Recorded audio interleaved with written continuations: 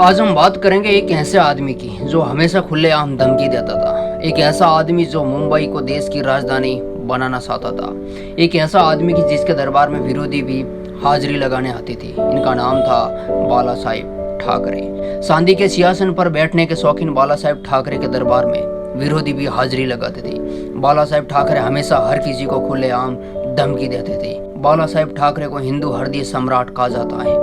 उनका बिना देखे मोदी जी की तरफ भाषण देना लोगों के मन को भा गया था। उन्हें सुनने के लिए लाखों की भीड़ एकजुट हो जाती थी। बाल ठाकरे का बचपन का नाम बाल केशव ठाकरे, जो वक्त के साथ साथ बाला साहेब ठाकरे बनता गया।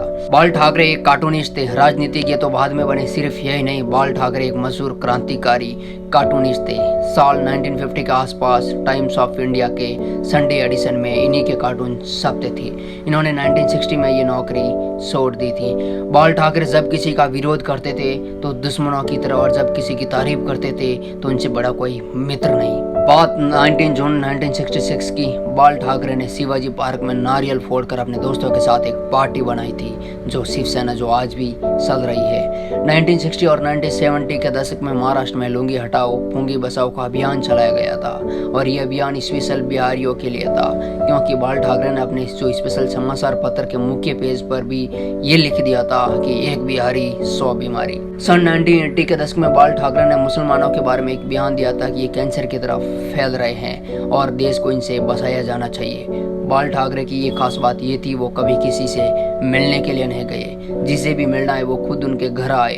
भारत की हर बड़ी हस्ती उनसे मिलने के लिए उनके घर मुंबई के मातोश्री में आते थे। बड़े से बड़े बॉलीवुड एक्टर बियर पीने और उनसे मिलने के लिए उनके घर आते थे, और नरेंद्र मोदी और माइकल जैसे लोग भी।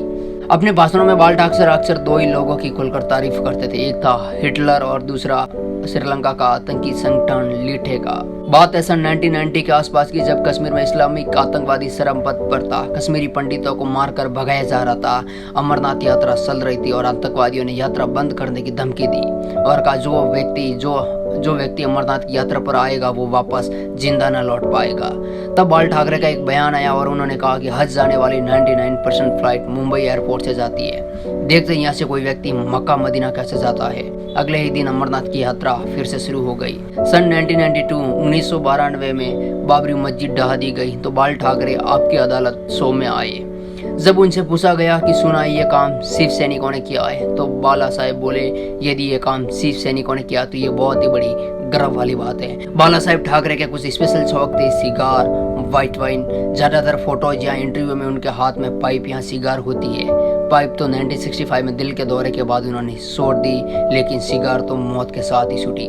बात सन 1999 में बाला साहेब ठाकरे पर 6 साल का वोट डालने और चुनाव लड़ने पर बैन लगा, लेकिन बाला साहेब ठाकरे ने अपने जीवन में न तो चुनाव लड़ा और न ही वो मुख्यमंत्री बने।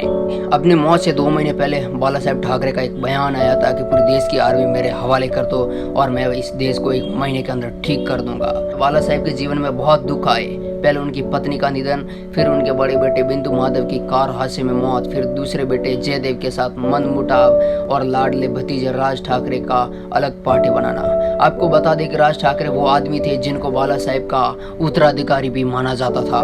17 नवंबर 2012 उस दिन बाल ठाकरे का निधन हो गया। उस दिन पूरा मुंबई बंद था। अंतिम यात्रा में लगभग 5 लाख लोग शामिल हुए। थोड़ी थोड़ी देर बाद एक ही आवाज उठती थी, बाला साहेब। लाखों लोग चिल्लाते थे अमर रहे। बाल ठाकरे ना तो मुख्यमंत्री थे और ना ही सांसद, फिर भी उन्हें मरने के बाद 21 तोपों की सलामी दी गई, जो राष्ट्रपति प्रधानमंत्री को मिलती है। ये रुतबा था बाला साहेब ठाकरे का। हिंदू सम्राट बाला साहेब ठाकरे का ये वीडियो कैसा लगा? अगर आपको अच्छा लगा, अगर आपको दिल को छू गया है और हिंदू लोगों तक ये वीडियो आपको शेयर करना चाहिए, ताकि उनके बारे में हर कोई व्यक्ति गर्वित महसूस करे और उनके बारे में ये जानकारी अच्छी तरह से जान सके। मिलता हूँ अगली कुछ नई वीडियो में, तब तक अपना ख्याल रखिए। गुड बाय, जय हिंद।